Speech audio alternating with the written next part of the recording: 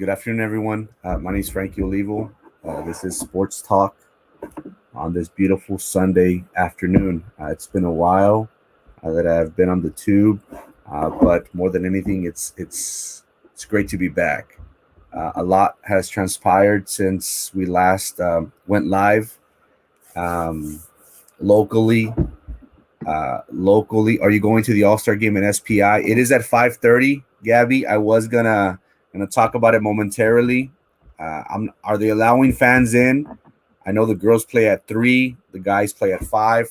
If there's tickets available, I'll stop by and watch Jerry. Uh, so if anybody's interested, there's gonna be an All Star game today at South Padre Island. The girls play at 3. The boys play at 5 p.m.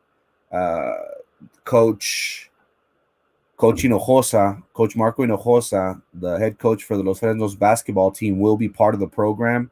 I believe he will be commentating, if not taking an interview from Rio Sports Live. They will be broadcasting. They will be broadcasting the two games. So if anybody's interested, I know my family will be out there supporting Jerry Martinez, sophomore point guard from Los Fresnos. So if anybody's interested, it is spring break. It is spring break. It might be a little hectic. Well, it's Sunday. I think everybody's already uh, past that party mode, I guess. But if anybody's interested, there is an All-Star game, the best of the best basketball showcase today, Sunday. The girls will be playing at 3, followed by the boys. The boys will be playing at 5 p.m. So if anybody's interested and is out there, please stop by and support the local talent. There is I forget the sensational player from PI. The name will come to me eventually, but he will be out there.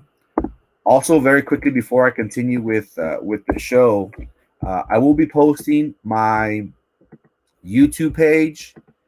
It will be on there on the various pages that we're going live. We're going live on 3 pages, guys. We're going live on my YouTube page, Sports Talk with Frankie Olivo. We're going live on my personal page, Olivo Frankie, and also on my what used to be my political campaign page. Um, so we're trying to build up this page. Pinkerton, yes, thank you, Pinkerton. I forget the young man's name.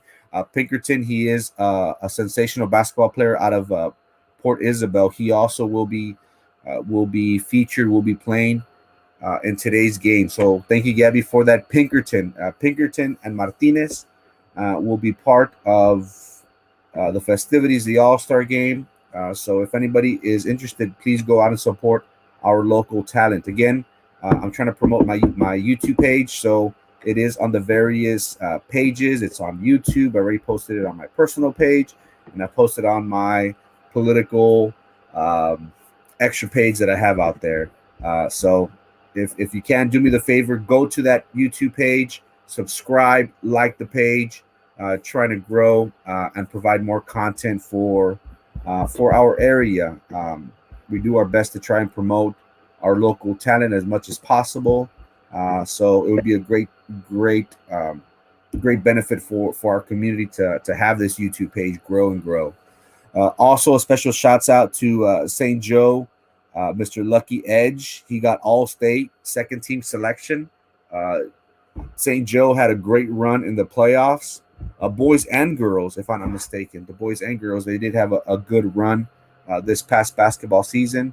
Shouts out to Coach Lucio for the men's and Coach Moreno, Robert Moreno, for the female, the ladies. They went pretty far this past year. So congratulations to Lucky on being selected all state. What a big accomplishment. Also honorable mention, Josh Cisneros, also from St. Joe.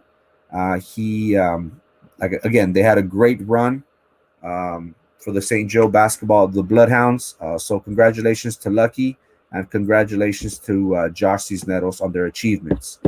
Also, special shouts out to the Lopez Lobo pitcher, Jesus Villafranca, out of the Brownsville Lopez Lobos. He pitched last week, 7 innings, no hits, 1 walk, and 15 strikeouts. He was named the 5A Diamond Pro Pitcher of the Week. So he pitched a no hitter on his part. What a great accomplishment for this young man. 15 strikeouts. You could already guarantee that there are scouts already watching this young man.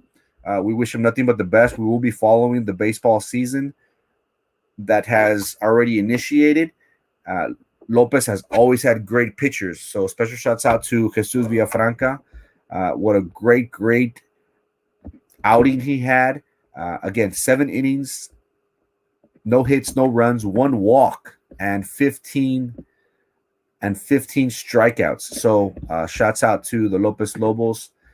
We will be following his this season.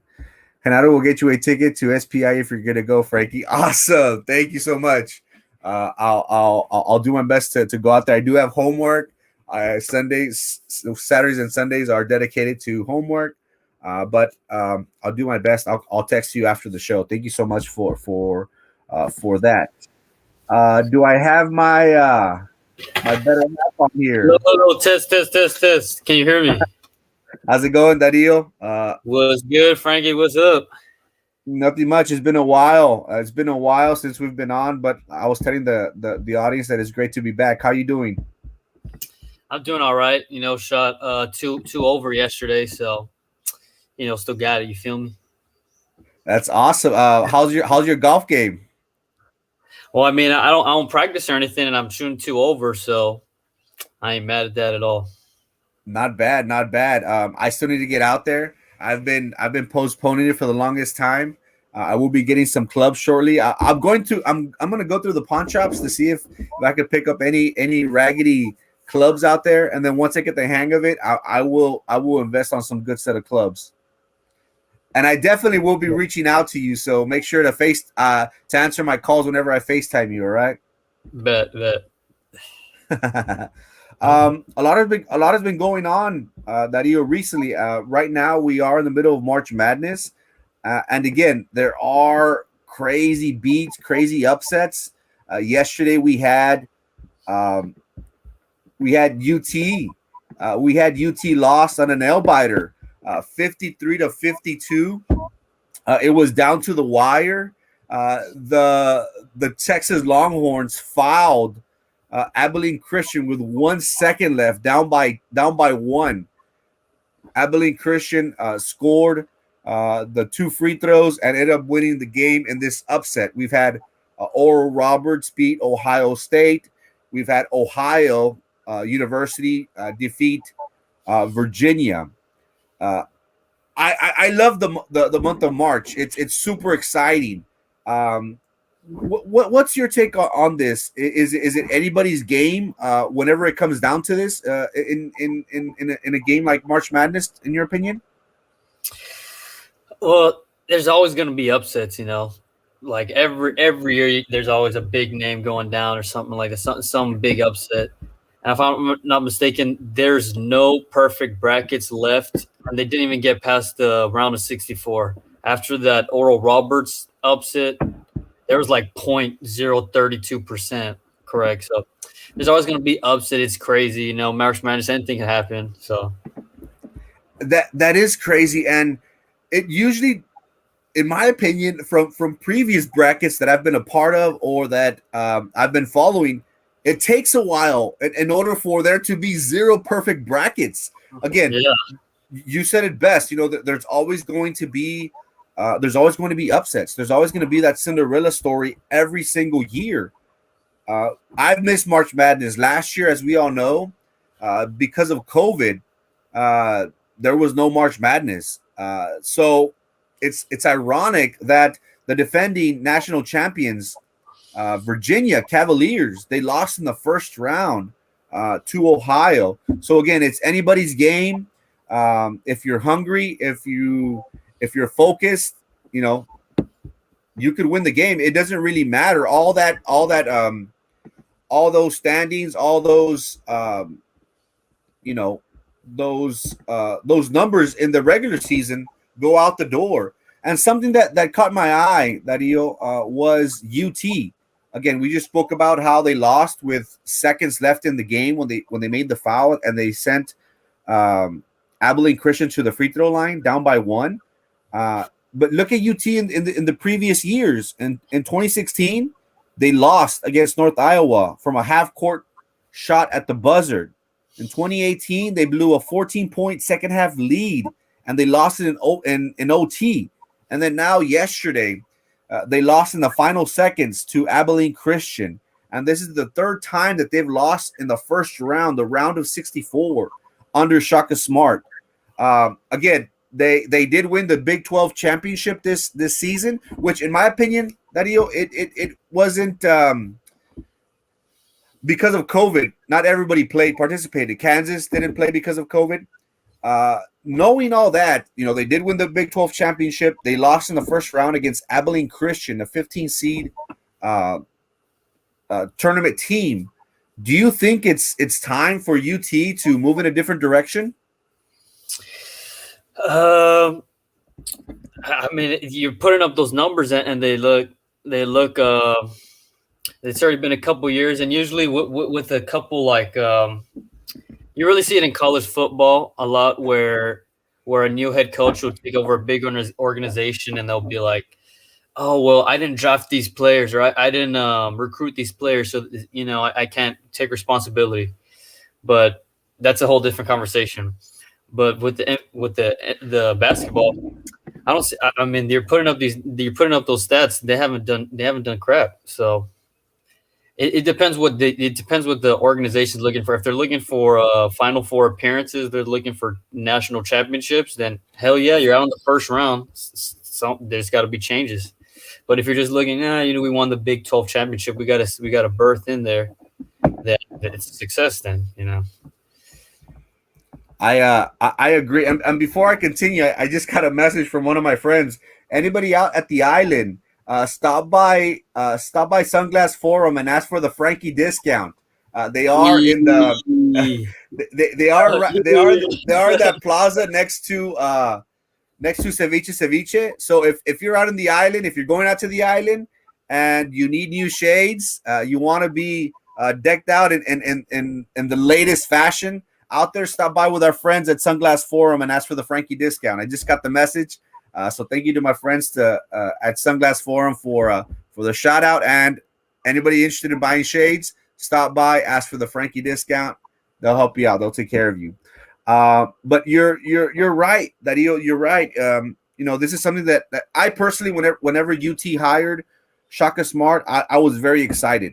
This is a guy from VCU, if I'm not mistaken, who turned the program around. And again, like any programs, you need a good 3 to 5 years to really change the culture, to really implement your own program. And I think we're getting to that point where, are we really going to give Coach Shaka Smart 2, 3, 4 more years? We saw what happened with the head football coach. Mm-hmm. We saw what happened with the head football coach. He was there 3 years, 4 years, and then they brought Sarkisian over from Bama. So again, how long will this last? And we know, UT is got the money. It's got the money, and they are a program that wants to win now. Again, the Big 12 this season, you had Baylor, you had Oklahoma State. Iowa wasn't that good. You had several competitive teams in the Big 12 this year. So even though they did win the Big 12 championship because of COVID, it's unacceptable. We'll see how this goes. But again, only time will tell, in my opinion, where this leads us to. So how is UT going to handle this first loss in the first round? Only time will tell. Very quickly, do you want to throw out your Final Four, or who do you expect, Dario, to win it all? Damn, I'm gonna be about that March Madness, bro. So you know, I just I, put them all one seeds, dog. You feel me? I actually did that. Uh, I have in the final four, I have Gonzaga, Baylor, and Bama and Illinois. In the championship, I have Gonzaga and Illinois with Gonzaga winning it all. Again, we talked about how there are no perfect brackets out there. Everybody busted after Oral Roberts. Everybody busted after Ohio. So the round of 32 for the Final Four, again, I have Gonzaga playing against Baylor with Gonzaga going to the finals, and I have Bama and Illinois with Bama with Illinois winning, ultimately losing to Gonzaga in the national championship. And again, we don't get to see this a lot, Dario, with undefeated teams in the regular season and in the tournament. So can Gonzaga go undefeated throughout and go 20 something 30 something?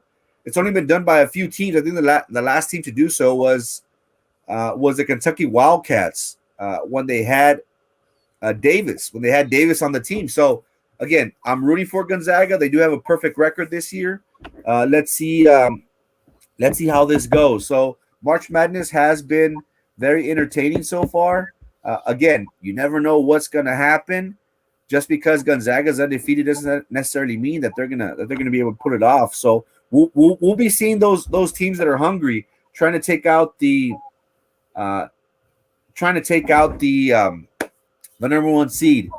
In basketball, again, we saw something yesterday that's going to affect the league. That's going to affect the Los Angeles Lakers. Um, LeBron James. LeBron James mm, yesterday the against the Hawks went down with an injury. it's so tough to see. LeBron's whole career, I don't think he's ever been out longer than 2 weeks. There was that injury; he was out for a couple of games right before the bubble, right before that COVID bubble. But his whole Correct. career, LeBron's been so durable, and it's a high ankle sprain. Anyone that's had that high ankle sprain, they know it's tough. There's really no timetable. I say 4-6 weeks. LeBron's gonna bounce back. He's gonna be 100% for playoff for go time. But the thing is, with Anthony Davis out, the Lakers were playing better. Anthony Davis is probably the best defensive in the paint player in the league, right? But they're 9-1. They were 9-1 without Anthony Davis. So they're finding a way to win games with Anthony Davis. But now without LeBron and Anthony Davis, I don't think they have that superstar that could just take over games. Uh, and then it's a shame that they didn't make any blockbuster moves at the trade deadline that just passed last week. I was saying they need to make a move for Porzingis, for LaMelo out in Charlotte. They need to do something because the Nets out there on the East, they look for real with James Harden, Kevin Durant, Kyrie Irving, and then they just picked up Blake Griffin. I mean, even if AD and the fragile ass AD and LeBron were healthy and 100%, it would have been a tough series again. They probably would have made it to the final, but the Nets look so damn good that I was saying they need to pick up enough free agent. And now that LeBron is going to be out for a couple of weeks and AD can't stay healthy, I think they're going to be fine. They're going to get that playoff spot, maybe sneak in the 4 or 5 spot, but they won't have that home court.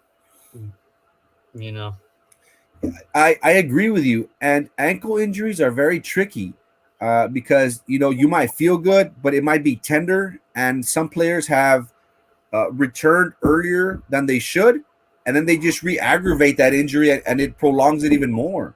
As you previously stated, Anthony Davis, he's out with an Achilles injury, and they were expecting for him to be out until late March, early April. Now, is that going to change the mindset of the team? Which we have seen how the Lakers have been regressing without Anthony Davis. The weight has been put on LeBron James's shoulders, and he is arguably one of the best players to ever play the game. But at age 38, how much of a dominant force can he be? So again, a lot of questions have been raised. How are the Lakers going to be moving forward? We see here how. Let me bring it up. I apologize. We see here how the standings in the West. We have the Lakers in third place. Now, again, you had mentioned how doctors have stated that they anticipate a high ankle sprain to sideline LeBron James for 4 to 6 weeks. How, in your opinion, Dario, looking at this at the Western Conference standings, how far are they going to drop? We have teams like the Clippers right behind them, the Denver Nuggets, Portland. Portland's always hungry. How far will the Lakers drop without LeBron James and Anthony Davis, in your opinion? I think they'll finish the season at the 4 or 5. I think they're grown men. They understand that they don't have their two best players. They're right now. They paused the game and they're moving the CPU sliders right now. They're unlocking all their attributes. They're using all their V-Bucks, their other VC. Bro, the Lakers will be just fine, dude. It's just when LeBron comes back, he already unlocked his Hall of Fame badge, so he just puts that. He goes back to the main menu, puts that in. Bro, he'll be Gucci, dude. And then, but you're right. All those other teams, you are hungry with this. My Spurs, go Spurs, go. What I think what Popovich did with that big move where he's saying, we're getting rid of LaMarcus Aldridge. One of the next game, Keldon Johnson, he had a 20 and 20, which hasn't been done in like 10 years since the last time from like Tim Duncan. So I think what Popovich did, and then yesterday someone had a career high night. What Popovich did said he's looking at the numbers, and he said, and Popovich knows how to win championships, and he knows that no one's averaging more than 20 points a game. DeRozan's probably 20. No one else is at like 15. And he's looking at the stat sheet. He's looking at the book. And he's probably thinking, we need a superstar to rise up. We can't win a championship if no one's averaging more than 25. Two people in the mid 20s, maybe one person in the high 20s. And he's like, you know what? We need to put more responsibility on our players. I'm gonna make an executive decision. And he said, we're gonna get rid of Aldridge. So I think that gives a little kick in the ass to DeRozan, saying, you know what? They're putting their faith in me. I'm gonna be the number one superstar. You see it. Hopefully the Spurs do a little something now that they got rid of Aldridge. We'll see. They are sitting at that sixth spot. Golden State is at the 9. I wouldn't count out Curry. They are only a few games back from the Dallas Mavericks at the 8th spot, and a few games back from the San Antonio Spurs. It's going to be interesting to see how the Spurs bounce back from that, not having a leader like Aldridge. I know there was some turmoil, and we see a new Spurs. We see new faces, young faces. They're just changing the direction of the team. How is that going to affect the momentum, the chemistry of the team moving forward? Will they make the playoffs? They're sitting at 7. Only time will tell. How do you like the East? As of right now, we have Philadelphia and Brooklyn and Milwaukee, vying for that number 1 spot. Miami's doing good. Atlanta is on an 8-0 win streak after they fired their head coach. Boston is going to be good. Charlotte, surprisingly, with LaMelo Ball, have been doing pretty good. How do you see the East so far? Well, the East is other than the Sixers, the Nets, and the Bucks. The rest of the East is a joke. I'm gonna think it's a joke, Frankie. Just a team that's 500 is what, the 5 seed, 4 seed right now. The East is, if contenders. I don't mean someone have a badass round 1. I mean a contender. You feel me? Yeah. But Philadelphia, Embiid is like, he's got glass bone. He's got glass muscles, glass tendons. Embiid is never healthy. The Nets, they have a cheat code, dude. They unlocked the cheat code or something, because Kyrie, Harden, KD, and Blake. And then DeAndre Jordan too. He's not a prime DeAndre Jordan, but he can still ball. It's gonna be cool. It's gonna be cool to see Blake Griffin. It's gonna be his debut again. Remember Lob City a couple years ago with CP3 and DeAndre Jordan and Blake Griffin. Watch out for. I mean, nah, I don't think so. I think they kind of had a little run there last year. What do you think? And what's your opinion on the Nets? You know, they're stacked. Do you think they have what it takes to, number one, be the first seed in the East and win it all? Do you think that they have what it takes? Yeah, right now I have the Nets I think are the heavy favorite right now, without a doubt. They're so stacked. But the only issue is when KD gets back and Harden's numbers are going to drop a little bit. Not in a bad way. Just there's going to be less touches, less ball handling, and it's going to come down to with the Nets. KD's been known to be a little toxic. Kyrie's been known to be a whiner, a little crier. Harden, we saw what he did there with Houston with practically no supporting cast. But it's gonna be down to who whines first. It's gonna be someone's gonna start whining. It's gonna be toxic. Everything's gonna be locker room bullshit. Excuse me. But it's just gonna come down to are they gonna put their all that others the Twitter beef aside and all that stupid stuff and be like, let's win a championship. We haven't seen it. Their whole lineup hasn't been healthy since who knows when, and then they added Blake Griffin, so it just goes to end. But then I have the Nets, like how Dan says right there. You have the Nets and Lakers, really?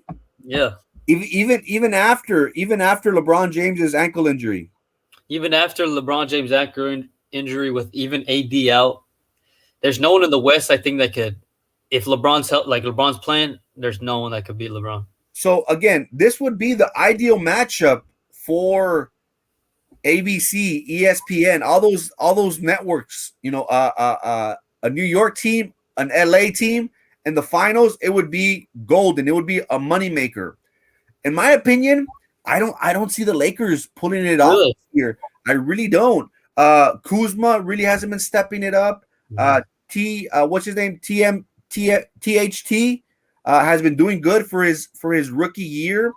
Caruso has been hurt. I think he had a concussion these past couple weeks. He's been out. Gasol is hurt. Mm-hmm. He hasn't been providing that defensive help in the starting five.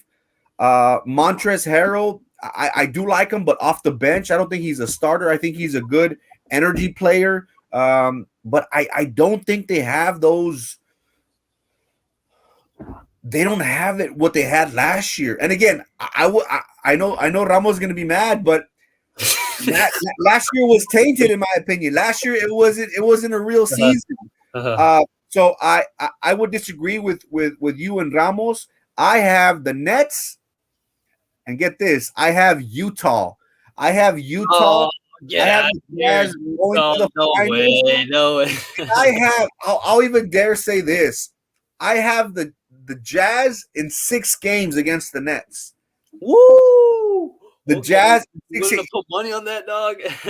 lately, we all know that the Jazz have been in a slump. They start off with a 21-6 record or a 21-4 record. This is still a long season. I love the way the chemistry that they have, the Utah Jazz, and they could shoot the ball from 3. They have 3 or 4 players, if I'm not mistaken, shooting 40%. They have Jordan Clarkson, who is balling right now. So I do like the Jazz. I see them being competitive. I have them going to the Western Conference Finals against the Clippers, but I have them beating the Clippers in 5. So the matchups that I have are the Nets from the East and the Utah Jazz representing the Western Conference Finals. Bro, chill, bro. You just said the Jazz in the finals? Chill, bro. Chill. Hell no. This is the regular season, dude. Everyone's shooting well in the regular season. When you start playing some when you start playing some playoff basketball, they're not gonna have 3 guys shooting 40%. If they do, then whoa, okay.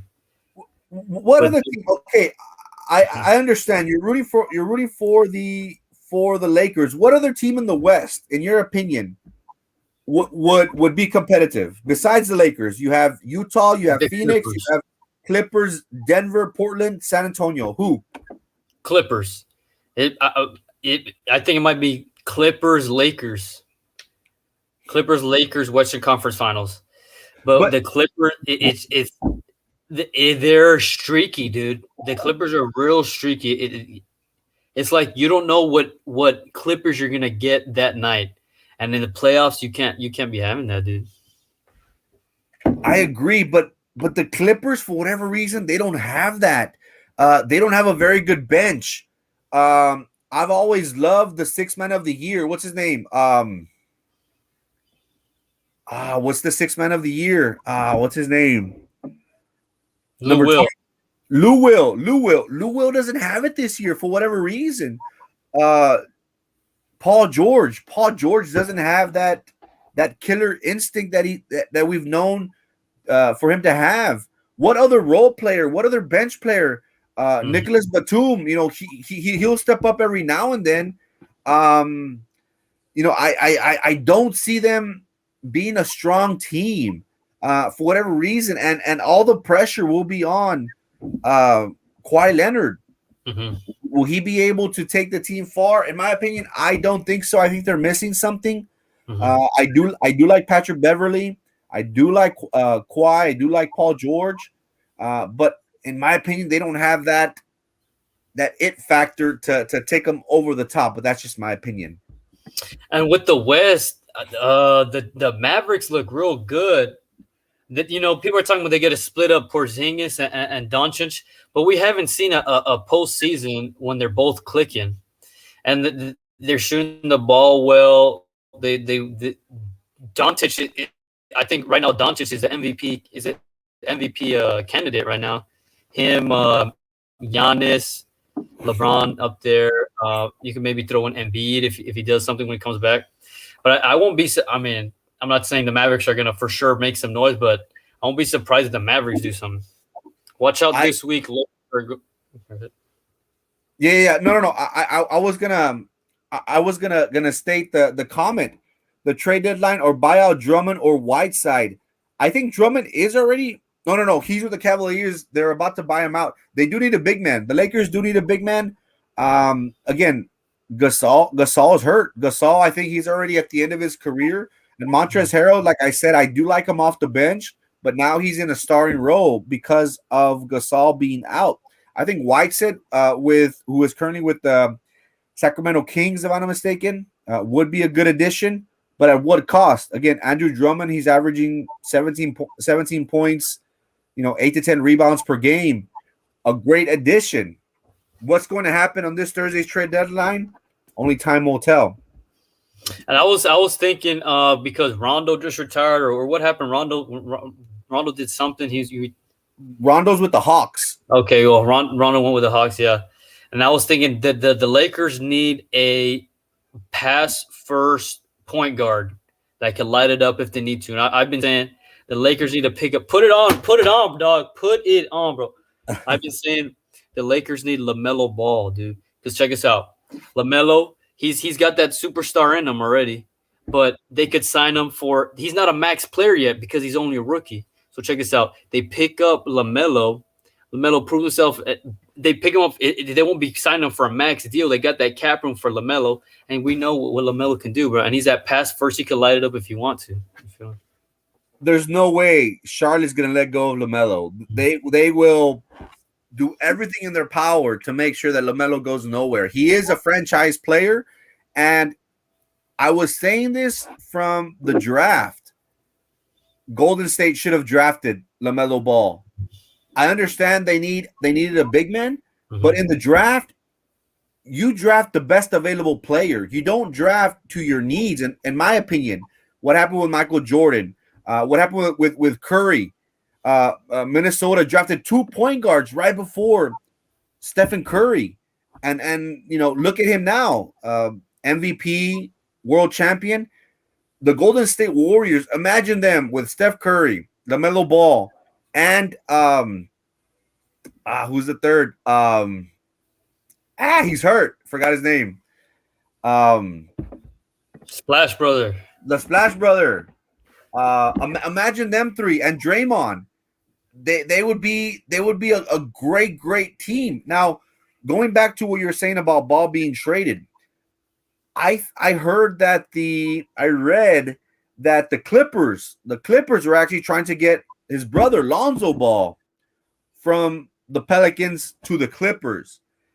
So would he be a great backup point guard off the bench in relief of Patrick Beverly? We'll see. He is the face of the Hornets and the face of the Pumas. I agree. And at 19 years old, man, he is tearing it up. He is arguably in contention for Rookie of the Year this year. Again, I feel that Golden State did mess up. They would have had a dynamic duo with Ball, Curry, and the Splash Brother. But again, hopefully in the long run, it'll be a benefit for all teams involved. Matthew Garcia, Mean Green upset Purdue, and today to upset Villanova. Go Mean Green. That's correct. University of North Texas did beat Purdue yesterday, if I'm not mistaken. The day before yesterday, and they're set to play Villanova today. I don't see that happening. I'll be rooting for North Texas, but I do have Villanova winning today's matchup against UNT. But again, hopefully the Mean Green will pull it off and advance in the tournament this year. Again, a lot has been happening, Dario, in sports lately. Now moving on to football, we saw how your boy Dak Prescott signed a multi-million-dollar offer from the Cowboys.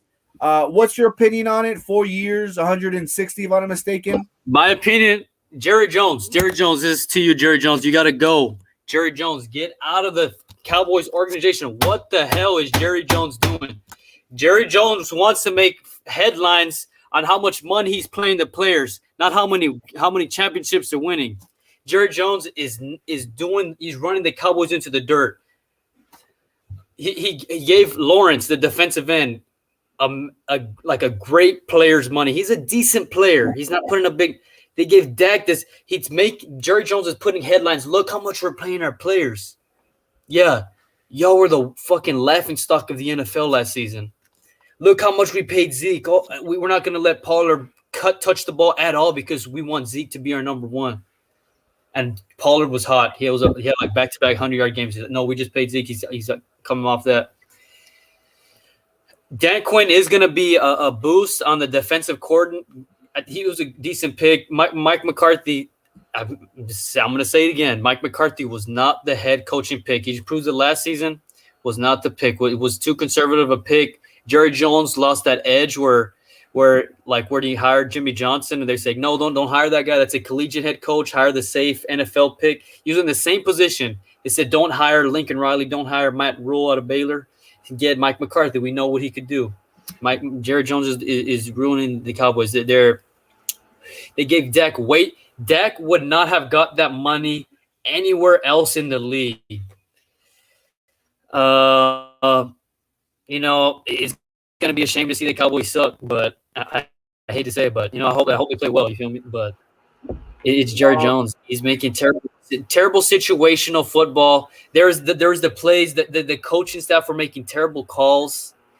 It just seemed disorganized. They seemed discombobulated. They need to find an identity and stick with it. The NFL is big on that.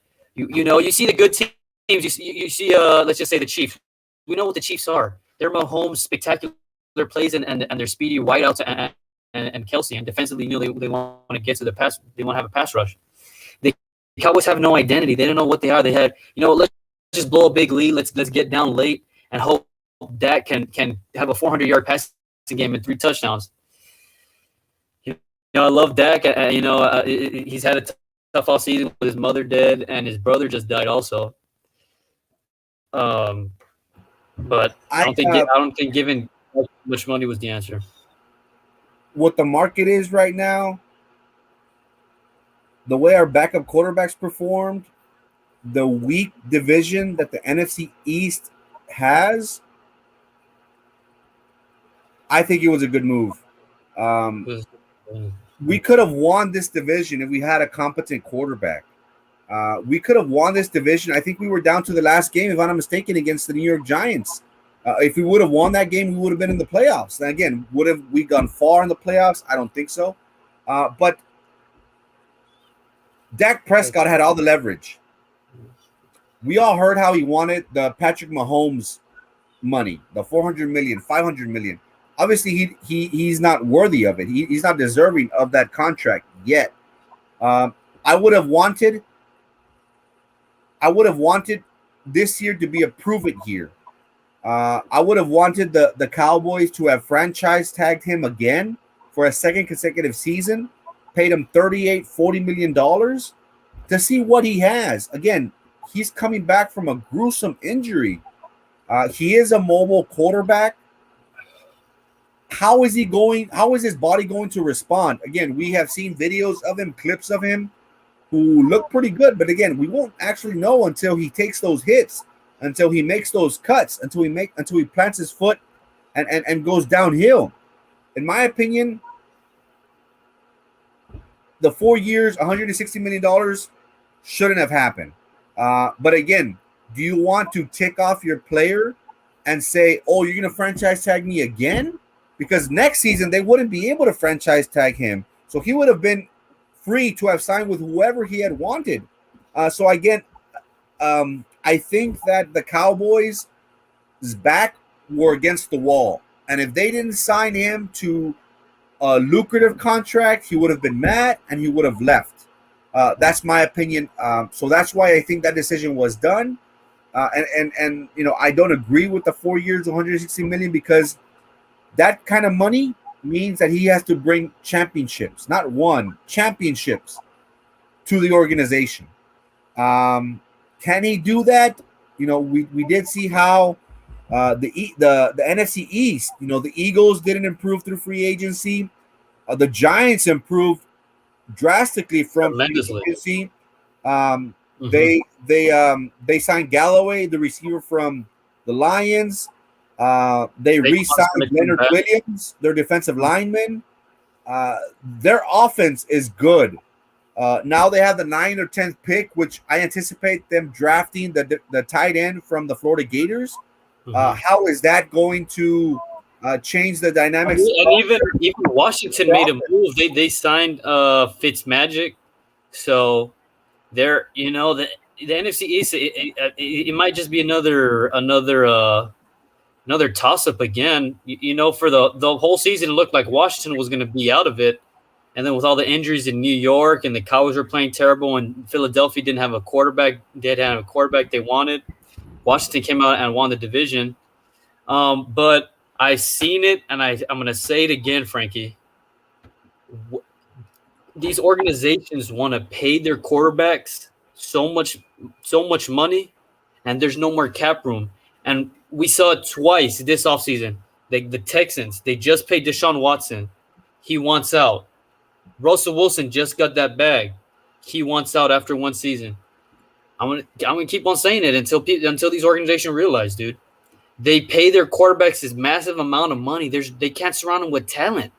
Yeah, it's a blockbuster deal, dude. But listen, there's a cap spot, and it actually reduced this season. It went down the year the cap room actually went down. So these organizations, if they want to win football games, they have to sit down with their quarterback and be like, "Yo," like Tom Brady. Tom Brady just took a pay cut. He just took a pay cut to get to put the Tom Brady understands. Matthew says, I think it was the option we had in exchange for Dak, which wasn't much, that forced Jerry just to give him money. I agree. Melendez, there are 32 men in the world worthy to be called a starter.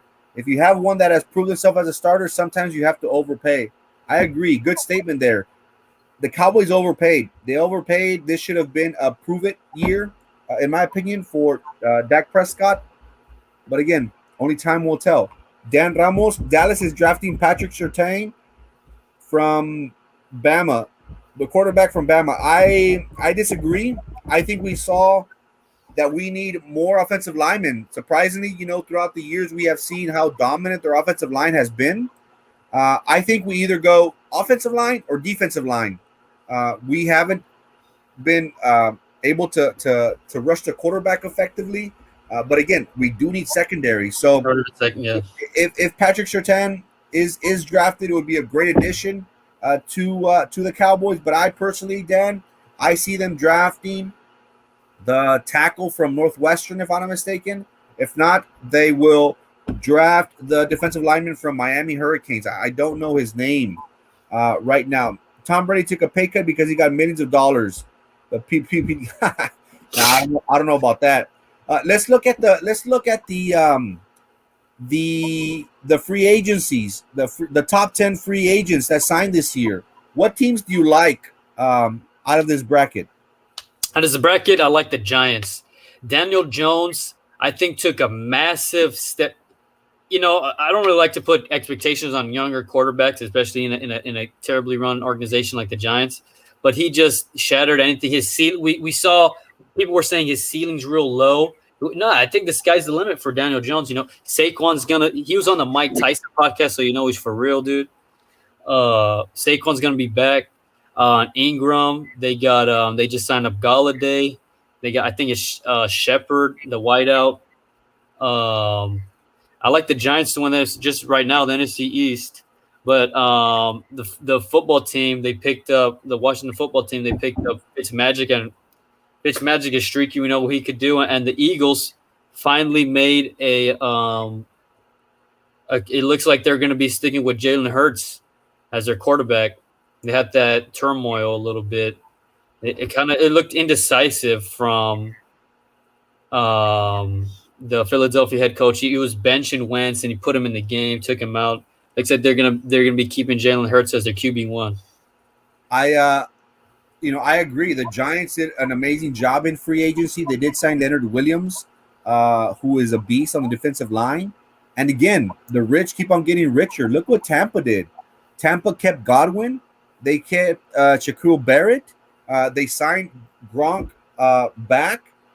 They have a chance to win it all again. Mm-hmm. Again, it's going to be a long season. Everybody's going to be gunning for them. But I do like how the Bucks did during free agency, and also the Giants. Here's an example. Imagine trading Dak and Zeke for Wilson. It would have made the Seahawks Super Bowl contenders right away, and us, not so much. I don't see the Seahawks trading Wilson. I know he wants to be part of their decision making, but I personally don't see him. I don't see the Seahawks getting rid of him. There was talks of either going to the Bears, to the Cowboys. I think maybe the Bears might try and pull off something because they desperately need a quarterback. Mitchell Trubisky just signed with the Buffalo Bills as being a backup to Jared Allen. So I can't think off the top of my head who the Chicago Bears quarterback is right now. I think Foles, I think, but I think they might be like they have Foles. I want your take, Frankie. We know the big news: Drew Brees retired. In your opinion, where do you think Drew Brees' legacy right now is as a quarterback in the NFL? Right now, I would dare say top 7, top 5, top 7. He is the only quarterback that has thrown for multiple 5,000-yard passing yards in a season. If you followed his career, he had a shoulder injury in San Diego, and he had a chance to go anywhere he wanted. He went with the Saints, and he won a Super Bowl against Peyton Manning. I honestly think that he is one of the best quarterbacks. Again, the game has changed a lot. It is a more passing dominant league today, but I would dare say that he's easily a top 5, top 7 quarterback that has ever played. Yeah, I think Drew Brees was, at that time there was no quarterbacks under like 6'3", right? They all got to be 6'6", 6'4", right? Drew Brees without Drew. Let's just put it this way: without Drew Brees, there would be no Russell Wilson. There would be no Kyler Murray. There would be no Ty Tagovailoa. Drew Brees was more than just out of the 5,000-yard passing seasons, he has like 5 or 6 of them. Drew Brees knew how to move the chains well. You know that the Saints could never quite put it together in the postseason, other than that one run they made against the Colts in like '08 or something. But or something like that. I forgot. But Drew Brees, the balls on Drew Brees to be like, you know what, Hurricane Katrina, let's put it's us against them. Let's put it all on my back. Drew Brees is probably on my list one of the greatest quarterbacks to play in the regular season. I don't even know if he has I think his postseason records is like 9-9, and 3 of them was from that Super Bowl run. It's not a conversation the greatest of all time, no way, because Tom Brady's like 37 and like 9 in the postseason. But Drew Brees is phenomenal in the regular season. Towards the end, the couple seasons, the big critique was he wouldn't throw a pass longer than 20 yards. Everything was a little dump off here, a little drag route, a little out route, a little quick out, a little dump off at the flat to Kamara. But my top 7 are Brady, Montana, Peyton Manning, Dan Marino, John Elway. Who else am I missing? Steve Young, Troy Aikman, Steve Young, and Drew Brees. I could swap one or two in there for any one of them. Lastly, something that has been hitting the waves as of late has been what has been going on with Deshaun Watson. We have heard how 22 women, as of right now, have accused him of sexual assault. A lot has happened in this last few weeks. The allegations against him are very alarming. I've had my opinion. Is it a coincidence that once he started wanting out of Houston, that this attorney would make these allegations come forward? There was talks about the attorney reaching out to his people and saying, "Hey, we can settle this out of court." I personally believe that it is a coincidence that all this happened right now. Again, these allegations, they should be taken very, very seriously. As of right now, I believe that the attorney is passing over the evidence to the district attorney and the police department in Houston to bring about charges against Watson. It just seems very weird. There was talks. I don't know if you heard that this attorney Busby, that he was once the neighbor to the Texans owner, if I'm not mistaken. What are your thoughts regarding this situation that has transpired as of late? I don't want to make any statements. I'm not speaking on anyone's behalf or anything, but once the NFL starts investigating and gets real deal, those are billionaire lawyers, and it surpasses any government agency once the NFL starts investigating. But you got to listen up, dude. When you're Deshaun Watson, you're the quarterback of the NFL organization, the starting quarterback with playoff experience. You got a target on your back, not just from these women that are coming up, but also from attorneys, from anyone. He's got a massive target on his back. I'm not saying it's targeting and all these are false accusations. I'm just saying that maybe some of them, nothing really happened, and they're, let's jump on this hype train. Let's do a little something, get a little money out of this. Or maybe it could have been a plot to kind of suppress Watson and kind of keep him in Houston. Be like, yo, we're going to charge you with all this if you want out. But if you want in, you'll be good to go. It might be a little bit of that. It might be a little espionage, a little conspiracy to it. But You're right about that. It's like as soon as he wanted out, and as soon as he wanted out of that trade clause disagreement and all this stuff, all of a sudden these accusations start popping up from all over. It is coincidental, but they get real serious, and it's a little touchy about that stuff. Yeah, it is again, these are very serious allegations. We will see. We will let this play out as of right now in through the court system. We will see if the district attorney does in fact indicts, press charges on Watson. The thing is that now there's over 22 women that have come forward allegedly with similar accusations. But again, if it just leads to a lot more questions, if this, and I'm not denying that this didn't happen. It probably did happen. Who am I to say that it didn't happen? But what led to it? And again, there's a lot of fear. The women might be fearful of them coming forward. There's a lot of things that have happened, and maybe if they hear of one incident happening, that encourages them to be vocal and speak out about it. Just the timing of this all is kind of what has put everything in, up for debate. So again, we wish, me personally, I would want all the evidence to be presented to the district attorney. Let's see what they come up with. These women will be speaking with the NFL. How will they handle it? We have seen how NFL players haven't been charged, but they've still been suspended from the league. Is this going to happen? Is this what's going to happen?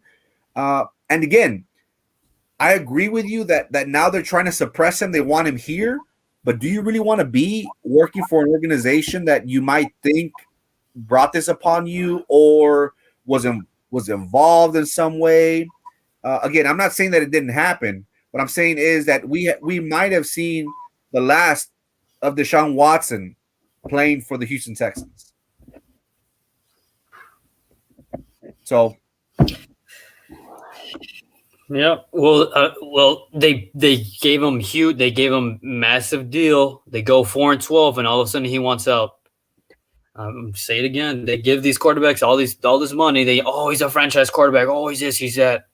Chill out, dude. Chill, bro. He's won a couple of games in the postseason.